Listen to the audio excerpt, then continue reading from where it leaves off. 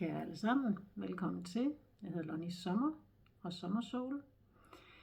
Jeg prøver igen her at kaste mig ud i, nu det er tredje gang, jeg viser mig på skærmen her. Den første var min opstartsvideo, den næste var min introduktionsvideo, og jeg vil prøve at lægge et link til dem begge to i den her YouTube-video, jeg viser.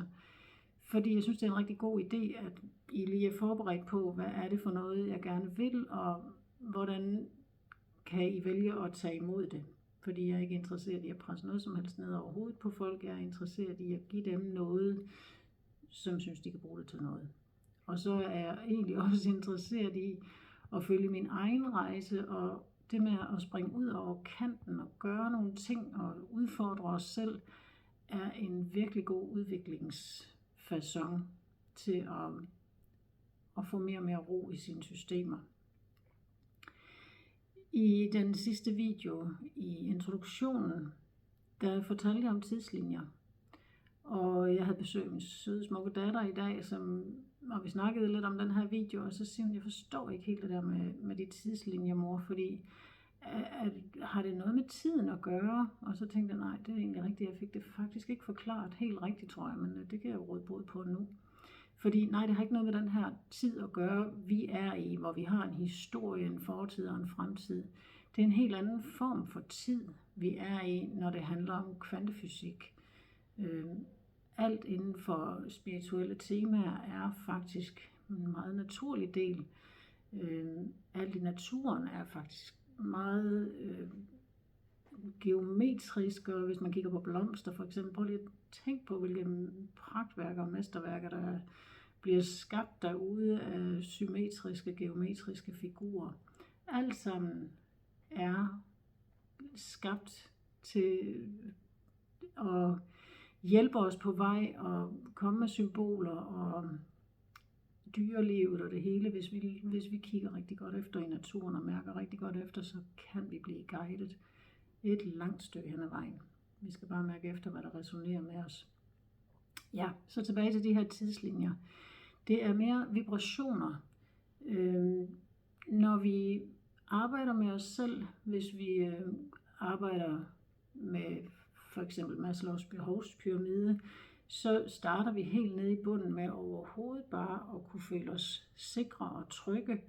Hvis ikke vi er det, så er det svært for os at udvikle os på nogen som helst facon, og så går vi i overlevelsesmode, og så kommer vi ligesom ikke rigtig videre end det, så slås vi, eller lægger os ned og spiller død, går ind i os selv, som rent psykologisk, så bliver man indadvendt og mut, og hvad ved jeg, men alt kan blive, eller udadreagerende og vil give alle skylden.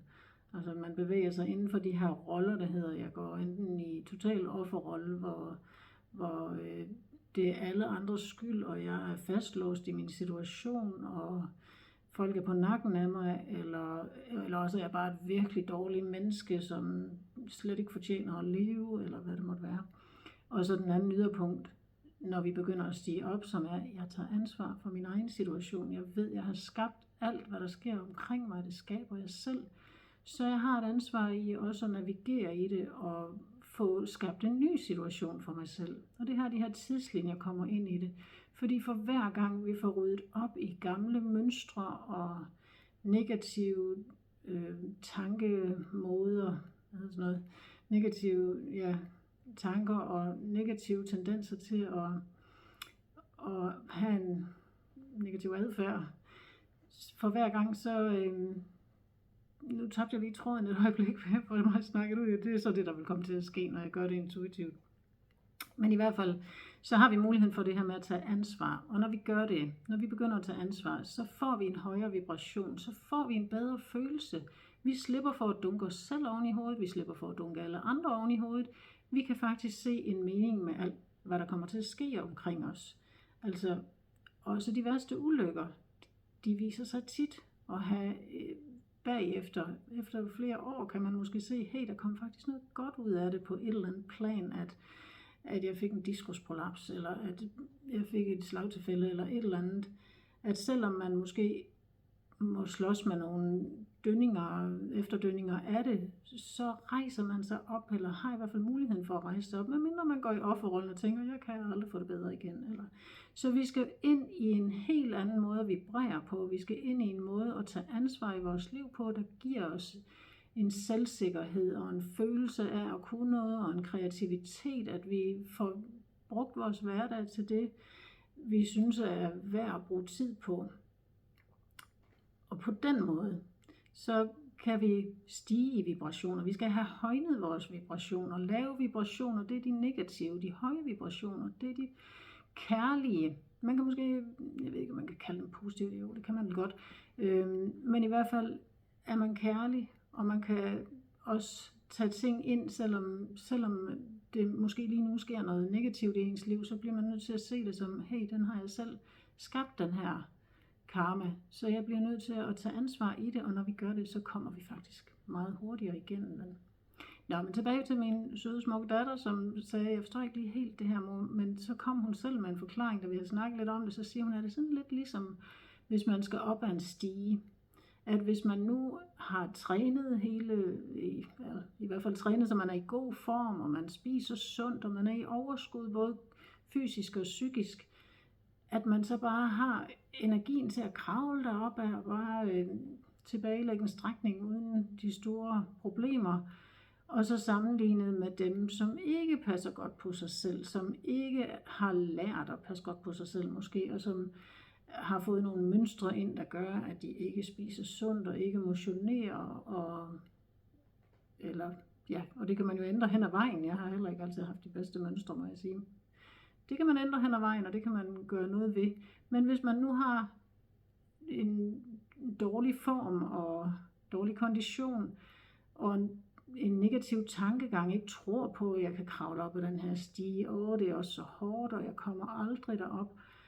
Og man har jo en stor, kæmpe, tung rygsæk på med 1000 sten i, sådan symboliserende alle vores gamle mønstre og negative ting og sager, som man skal slæbe på samtidig med, som tynger en ned, så kommer man bare ikke rigtig derop af. Så bliver man på den tidslinje, man ligesom er i, og dem, der så render fra en, jamen, så ender det faktisk med, at man egentlig smutter væk fra hinanden. Jeg tror, det er det, der kaldes at vokse fra hinanden et eller andet sted. Det er, man kommer på hver sin tidslinje. Nogen rykker sig i den ene retning, og nogen rykker sig i den anden retning. Nogen rykker sig ikke rigtig ud af flækken, og det er svært at se faktisk, fordi man kan godt komme ud af flækken, selvom man ikke bliver den store direktør, der tjener 1000 milliarder. Det handler slet ikke om penge, det handler faktisk om man kommer derud af, så man får det godt med sig selv. Det kan man gøre på alle mulige måder, i alle mulige samfundslag. Det er faktisk bare et spørgsmål om at beslutte sig for, at lige nu og her, der er alt godt. Jeg har det godt, som jeg er her. Jeg er tilfreds. Jeg er modig. Jeg tør springe ud i nye ting, og jeg er kærlig mod andre mennesker. Jeg har en indstilling til, at alt, hvad der sker omkring mig, sker af en rigtig god grund for, at jeg kan lære noget, og andre har mulighed for at lære noget også i det. At vi rent faktisk hjælper hinanden. Vi guider hinanden hele tiden i den spejling, vi laver af hinanden, til at komme højere op af de her tidslinjer. Og som jeg sagde i den sidste video, så er vi i bitte små tidslinjer hele tiden. Det er ikke sådan en kæmpe trin imellem de her, eller de er stationære. Vi hopper lidt frem og tilbage, så kan man have en dag, hvor det ikke går skide godt, og man falder tilbage i de gamle mønstre, og så kan man bare andre dage tons derudad. Men som jeg også sagde, vi kommer også til undervejs at kollapse tidslinjer. Der bliver nogle mønstre, vi simpelthen får så godt styr på, at de aldrig kommer til at dukke op igen. Så har vi kollapset nogle tidslinjer, så dykker vi aldrig helt derned i bunden mere. Det kan vi selvfølgelig gøre, hvis der lige pludselig sker noget vældig drastisk, og vi så vælger at gå fuldstændig ned på det. Nu siger jeg vælger, det kan være så voldsomt, at det kan blive meget provokerende at høre på, når jeg kalder det et valg. Men det er der rent faktisk. Vi har hele tiden valget mellem, hvordan vil jeg handle på det her? Hvordan vil jeg tænke i forhold til det her? Og det stiller os med de to yderpunkter, gå i offerrollen eller tage ansvarrollen på sig. Så hvor er det lige, vi skal hen? Det er sådan det, som jeg egentlig tænker på, eller det, som jeg tænker, den her video skal handle lidt om, hvad er det, jeg snakker om, når jeg snakker om den her opstigning, vi skal til at derud af, og sådan nogle ting. Det er, at vi får en ny jord, så er jeg også noget om i den sidste video. Og det er sådan, det er. Vi er nået til en tid i vores tidsregning. Nu snakker vi den her historiske tidsregning, hvor der rent faktisk er kommet nogle ting faldet på plads i universet, og om det lige sådan, hvor meget og hvor lidt det har været planlagt med Maya-kalenderen og alle sådan nogle ting, det vil jeg ikke lige komme ind på nu. Men i hvert fald er vi i en tid, hvor vi har mulighed for at blive mere kærlige. Hvis vi kigger langt tilbage i historien, har vi slåsset og regeret og slået hinanden ihjel og brændt folk på bålet og hvad ved jeg. Og vi har trods alt flyttet os rigtig meget. Og vi har flyttet os så meget, at vi nu faktisk har mulighed for alle sammen at blive kærlige. Men det er et valg, vi skal træffe, og det er ikke alle, der er klar til det. Nogle slår stadigvæk videre, og penge fylder enormt meget i manges hoveder, sådan så der bliver konkurrence over det hele. Så vi har den her todeling, at nogen vælger at blive ved med at leve i drama, og nogen beslutter sig for, hey, nu vil jeg til at finde freden indefra. Og vi har en lille kirtel inde i hjernen, hvis I har hørt om det tredje øje, så er det faktisk der igen inde bagved sidder en lille pinealkirtel, som man i mange år ikke har vidst, hvad den skulle bruges til, men efterhånden begynder man at finde ud af, at den rent faktisk kan bruges til at udvikle en evne til at finde freden inde i sig selv. Den tekniske del, den tænker jeg, den vil jeg lade nogle andre klogere hoveder begive sig ud i en forklaring på. Der er nogle ting, jeg ikke kan gå i dybden med, det kan jeg ikke med det hele. Men i hvert fald så ved man med forskning, at der er en helt ny sammensætning af hjernen og energicentre, og hvad har vi, som gør, at vi nu har mulighed for den her opstigningsproces. Den kræver, at vi kan blive kærlige hele vejen igennem. Den kræver, at vi får ryddet op i alle vores gamle mønstre, som jeg også har gentaget et par gange nu her. Så vi skal til at kigge ind af den eneste vej, og vi skal til at leve ting igennem. Og jeg tænker ikke, overhovedet ikke, vi skal ikke ind og gennemgå hver detalje i vores liv, at vi har haft det så skidt, og vi har været udsat for dit og dat. Det er faktisk overhovedet ikke det, det handler om, fordi vi kan helt uden at gå ind i nogen som helst form for traumer, så kan vi faktisk få dem ud af vores krop. Vi kan bruge meditationsteknikker og forskellige andre hjælperedskaber, der hjælper os til at komme til at vibrere højere. Vi kan bruge vores stemme, vi kan bruge musik, vi kan bruge meditation, vi kan bruge naturen, vi kan bruge alle mulige isbade, kærlige samvær med andre mennesker, alt muligt til at få det bedre af. Og det er bare med, at hver især finder sin vej. Og der er ingens vej, der er ens. Vi har alle sammen forudbestemt hver vores vej i det her. Hvordan er det lige i det her liv, at jeg kommer til at gøre det, tror jeg. Vi har vores højere selv, som på en eller anden facon har tilrettelagt vejen for os, og nogle gange så har vi vores fri vilje, så vi kan sådan set til hver en tid beslutte os for at afvige fra vejen, men så tager vi sådan set bare en omvej. Så de her tidslinjer gør også, at vi kan komme hurtigt op, vi kan tage den direkte vej op, uden slinger i valsen, eller vi kan tage sådan en spiral, hvor vi kører rundt, og så er vi sådan set kun lige noget et lille bitte skridt op, når vi har taget en runde, og så kan vi tage en runde mere, og vi kan også tage en runde den anden vej ned igen. Men jo mere vi tager ansvar i tingene, og jo mere vi bliver kærlige i forhold til os selv og til andre og til vores krop, jo hurtigere vil vi, jo højere tidslinje, nu siger jeg hurtigere, så er vi igen inde i den anden tidsberegning. Men jo højere tidslinje vil vi komme ind på. Så det er det, den her opstigningsproces, den skal vores krop gøre sig klar til. Vi har sådan nogle små krystallinske microtubules, har jeg hørt det forklaret af videnskabsfolk, inde i vores celler, som rent faktisk indeholder små krystaller. Og de her små krystaller er vi ved at begynde at basere vores celler cellestruktur mere på, hvor den før var meget kulstofbaseret, så begynder vi at blive mere krystallinske i vores sammensætning i cellerne, som gør, at hvis man ved, hvordan en kvantecomputer fungerer, så tror jeg nok, det er noget med, at den er sat sammen på andre måder end de gamle computere. Og sådan bliver det også med kroppen. Den bliver sat sammen på en ny måde, stille og roligt ved, at vi får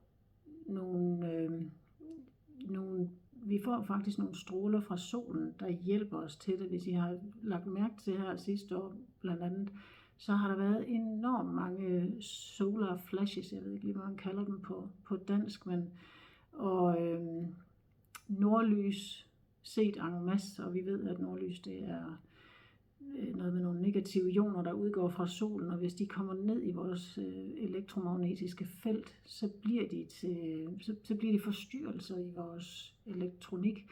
Men hvis de bliver op i atmosfæren eller højere op, så bliver de til det her smukke lys, som vi ser, og så påvirker det ikke vores faste stof på jorden, men nogle af strålerne påvirker i hvert fald vores faste stof på jorden og vores celler. Om det er det ene eller andet, det skal jeg ikke lige gøre mig klog på. I hvert fald ved jeg, at solen sender små pakker ned til os, som gør, at vi kan begynde at åbne den her pinealkirtel og blive mere kærligt tænkende og tage imod mere kærlighed. Og nærme os hinanden, så alle de her yderpunkter, der har været med mand, kvinde, sort, hvid, fred, krig, hvad ved jeg. Vi nærmer os mere hinanden. Jeg siger ikke, at vi lige pludselig bliver etkønnet, det er ikke det, det handler om. Men hvis vi kigger i historien, så førhen, så var det jo sådan meget opdelt, og kvinder skulle tie i større forsamlinger og sådan noget. Nu er vi sådan ved at være derhenne, hvor vi alle sammen stort set begynder at have lige meget værd, og begynder også at hjælpe hinanden. Mænd får lyst til at blive hjemme på barsel, og være sammen med børnene, og kvinderne er kommet ud på arbejdsmarkedet og fungerer rigtig fint der. Og så der er ikke det her store skel imellem det hele, som der har været. Det er der nogen, der rigtig gerne vil holde fast i, fordi drama, det gør også livet spændende på et eller andet sjovt plan, indtil man finder ud af, at så spændende er det heller ikke. Det er faktisk meget federe bare at være kærlig og være afslappet og kunne hygge sig. Man behøver ikke at være i drama og skal slås og skal konkurrere helt vildt. Vi kunne faktisk bare hjælpe hinanden, så var vi faktisk kommet rigtig langt. Ja. Så det er der, vi skal hen. Vi skal hen dertil, hvor vi ikke har lyst til at slås mere, hvor vi har lyst til at være kærlige ved hinanden og hjælpe hinanden med det hele, fordi når vi når derhen en gang, hvor det så end er, når vi når derhen i os selv, at vi har lyst til at dele sådan tingene, vi har lyst til at gøre nogle ting for hinanden, så er der masser til os alle sammen. Så behøver vi ikke at kæmpe og knokle og skulle bruge hele livet på at slide os ihjel. Så kan vi faktisk begynde at få tingene til at gå op i en fantastisk højere enhed.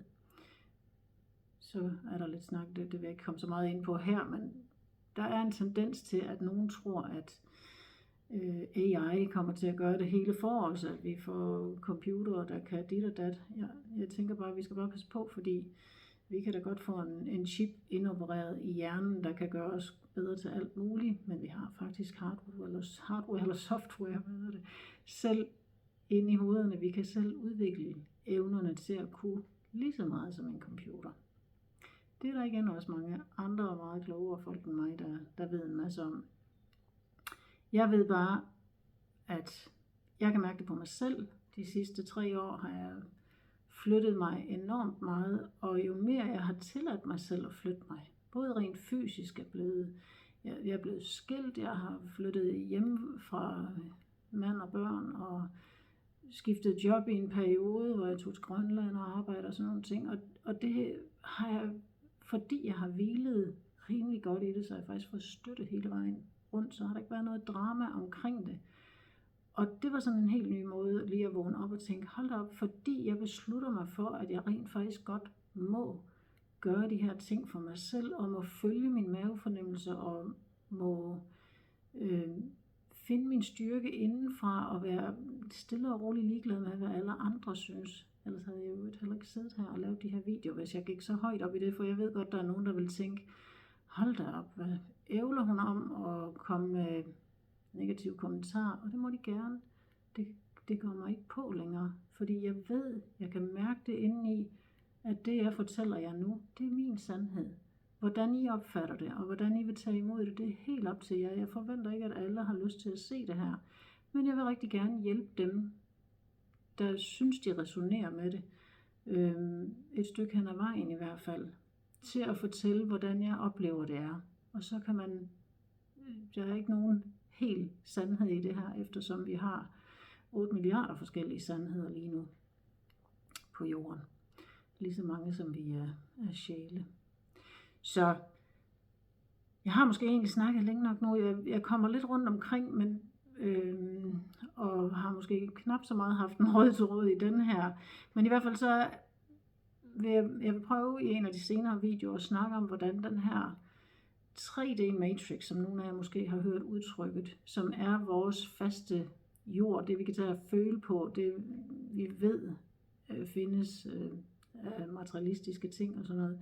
Og så skal vi hen til den her 5D-verden inde i os selv, hvor alt er kærligt, og hvor vi har lyst til at hjælpe hinanden.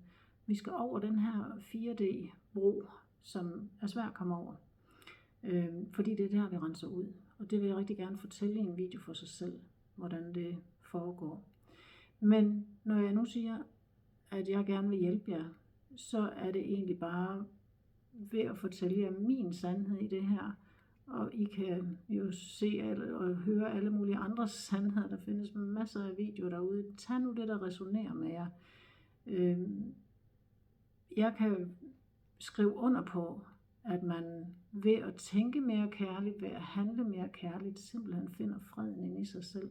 Og at den vej, så får man lige pludselig spejlet en helt anden virkelighed, end man er vant til. Så hvor jeg før kan have haft oplevelser af, at folk har været på nakken af mig, så er de forsvundet ud af mit liv på et eller andet plan, dem der har været det. Eller også, så fordi jeg vibrerer på en ny måde, så oplever jeg lige pludselig ikke de her negative ting imod mig. Så oplever jeg rent faktisk positive ting imod mig, og det er ikke andet end noget, jeg har ændret indefra. Der er ikke nogen, der har lavet om på noget. Jeg har ikke bedt nogen om at lave om på noget. Jeg har sat nogle grænser.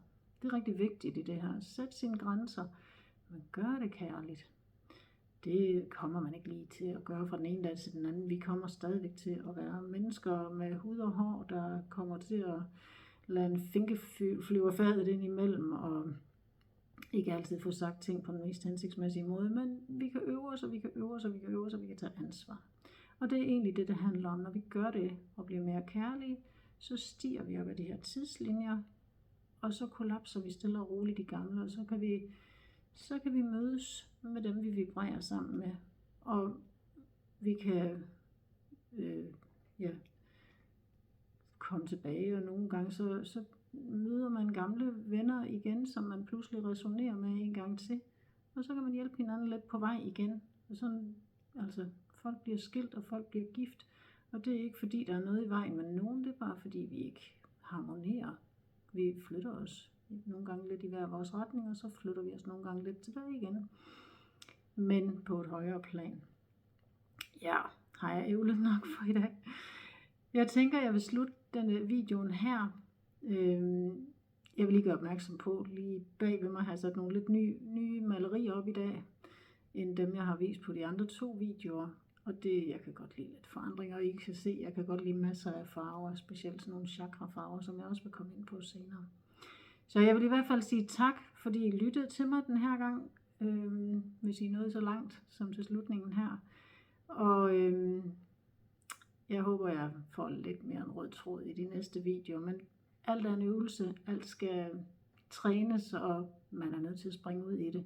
Jeg skal lige øve mig det 3. gang, det her. Jeg bærer fint over med mig selv i, at det måske er lidt rodet, det jeg får sagt. Jeg er sikker på, når jeg når længere frem i de næste videoer, så vil jeg finde noget mere samling på det. For mig er det bare vigtigt at komme afsted. Og er der nogen, der kan bruge det til noget, så er det super godt. Kan I have det rigtig godt derude, til vi ses igen. Hej.